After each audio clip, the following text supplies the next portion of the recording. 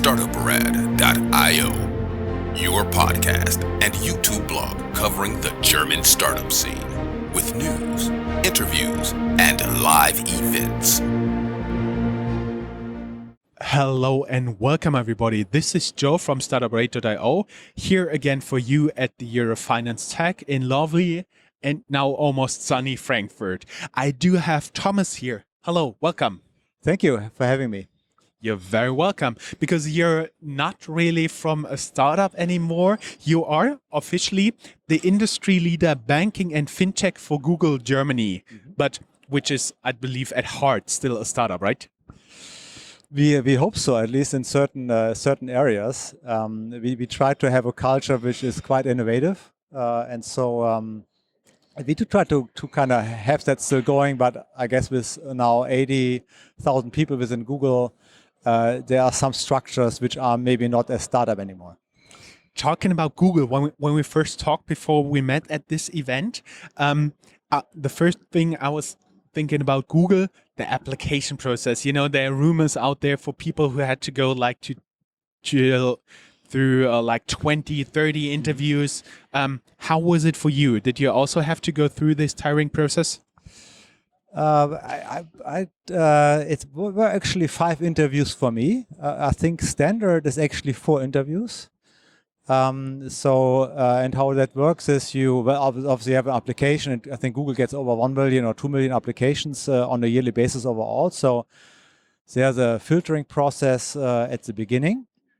And then when you get invited, you have 4 interviews, and you normally interview obviously the hiring manager, and then normally a team member, so somebody in your team where you will be working in the future. And then you have 2 people from different areas within Google to have the idea is that we get a really good overall picture. And it's not only about the functional fit, meaning do you bring the direct skills for the position, but also we really want to make sure that the cultural fit is there as well. Because the idea behind it is you might be working in your position you're hired at for, let's say, 2 to 3 years, and then you might be something totally different at Google, and we just want to make sure that you actually fit within the company, not just the role you're actually taking on the first time.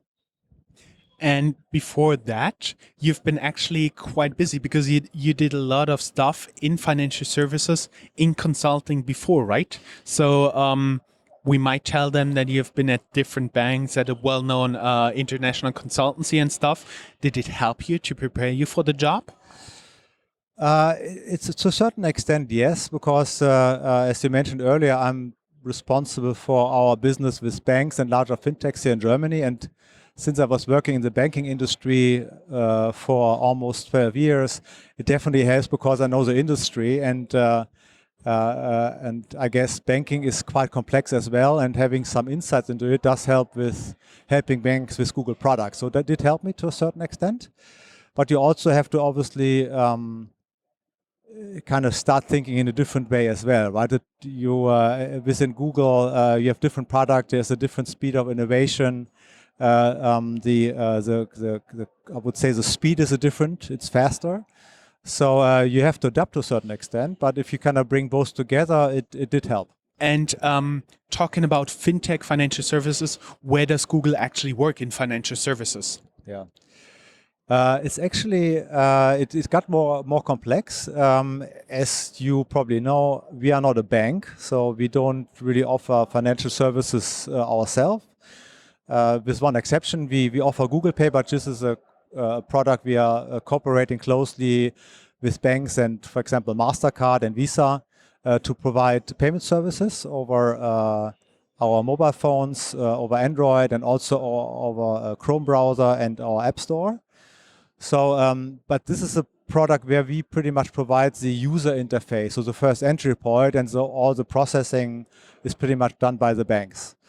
So this may be one exception, and then banks are working with Google a lot on traditionally in our customer reach and marketing products, especially retail banks who want to reach new customers, who want to maybe even reach customers they currently have. They use Google to first understand the customer journey better, which got more complex. what is the best tailored message to get products and ideas across. So, and since we are very present in the digital space with YouTube, with Google Search and so on, we are a platform for reaching customers at the end through marketing. And this is traditionally one of the big areas where we're working together with banks. And it's beyond just the ads. It's also about the analytics part, understanding your customer, understanding the customer journey, understand in which process a potential customer is currently in maybe buying a product. So this is like probably still the bread and butter business for Google. And then we are also entering the cloud business just recently. And this is something which goes then a lot beyond retail banking, because having a good data strategy, making sure you have the analytical capabilities is something which is probably viable for all kind of banks, be it a retail bank, a commercial bank, or an investment bank. You already hinted at Google Pay. What are your expectations for this tool, for this service here in Germany? Well, we obviously, let's start with the long-term view. The long-term view is obviously we believe that mobile payments, especially in 5 to 10 years, is going to be one of the major ways to pay. So I would say Germany is probably not the market which is going to go the fastest there. I mean, there are other markets like Russia or Scandinavia where there's a much more credit-based, cashless society, so it's going to take longer here. But we're here for the long run. So we do see some good numbers already. And we think it's going to be progressing even further. And once the people experience that it's a great user experience, it's even more convenient than using your credit card or having to scramble for cash when you pay at a supermarket. We just think the adoption is going to proceed. So the main reason obviously is since we with Android provide one of the two big operating systems, we want to have a great user experience for users using their mobile device to pay. I gotta admit that was very diplomatic without saying even one number, right? You're correct. I would love to share numbers, but I'm not allowed to. Oh, that's so sad. You already talked about like cash loving Germany. Like, I, for myself, I do at least 50, maybe 90% of my transactions that I do in person, like in cash. Is this your main obstacle you have here in Germany, or is it rather, that's some diggy stuff that's unsecure and something like this? Where do you think are your main obstacles? I would say this is probably one. A lot of German people love cash and they like to pay that way. So that's probably, you have to have a good reason for them to do it in a different way. Traditionally, probably also an obstacle are actually merchants themselves, because I think a lot of merchants do also like cash transactions, or they still kind of think the fees are too high when you use a credit card. And even some merchants don't know yet that there was European Union regulation that credit card fees became down, and actually the fee to use credit card is actually not there anymore. But it's like it's a lot of habit going on, and that's why I think first it takes a long time, as I said earlier, and the key thing is to have such a good use case and such a good payment experience, which is far superior to paying in cash. Because if there's not a big difference or it doesn't bring you a lot, why would you want to change, right? Mm-hmm. Talking about you are the industry leader banking and fintech. So we already talked just a tiny bit about Google Pay. What are other areas you as Google are interested in financial services? I would say from a product perspective, it is the payment area. I mean, we don't have any plans to enter any other product field partly ourselves. So I think the rest, which is interesting, is more the things I talked about earlier, our analytic capabilities, data management, how to reach the customers, having a good overall marketing platform to reach out to your customers over all the digital media and so on. So this is more the partnering approach to help actually banks reach their customers overall.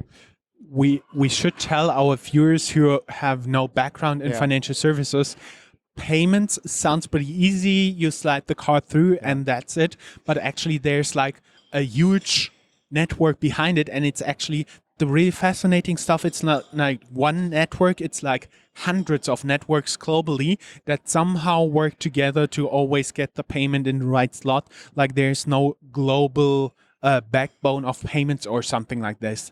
Do you think that will change over time? Well, that's a tough question for me to answer. You're totally right. It's a complex process, and obviously, payment is such a sensible issue. Everything has to work 100%, and it's also different from country to country, right?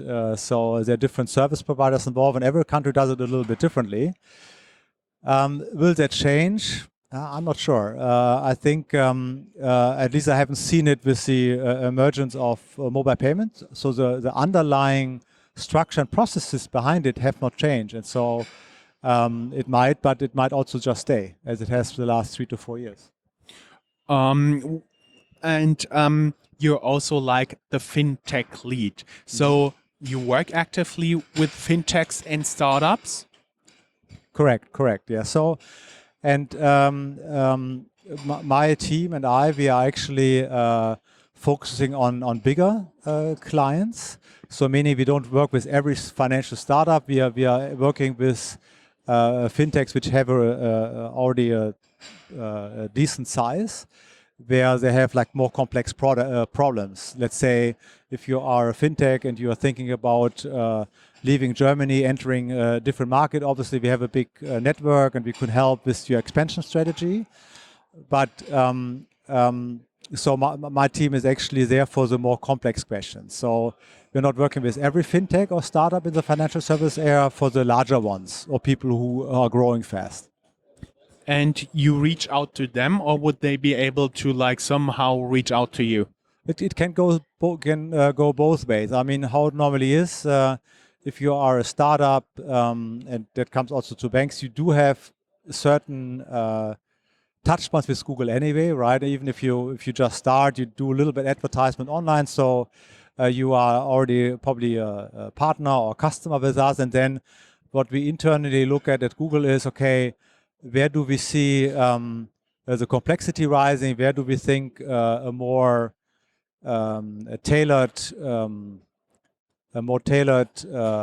relationship model makes sense? With people, with my team, with a lot of experts, and then we even reach out to startups and discuss it with them. But also startups can obviously come to us and suggest, okay, hey, we've worked with you guys in a certain way before. I think this has to change. So it can go both ways. So my team and us, we do look at it on a regular basis. And like startups approaching you, how would that work? Is there like a certain website? Well, to get in contact with Google, I think the key thing is that the two main areas which are probably interesting for startups, it's the whole marketing side. So how do you want to reach your customers, as I mentioned earlier? And the main product for that, when you start off, is AdWords. So, and when you go to the AdWords homepage, you see a phone number. You can just call somebody, and that would be the first touch point there. The same is true for cloud. So you go on googlecloud.com, and you can also reach out to people there as well if you have a question, or if you want to maybe start thinking about using Google Cloud products.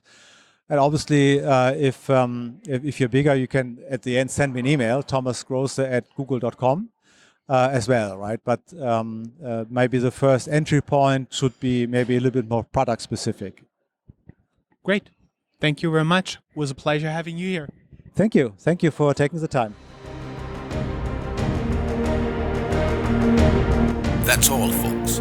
Find more news, streams, events, and interviews at www.startuprad.io. Remember, sharing is caring.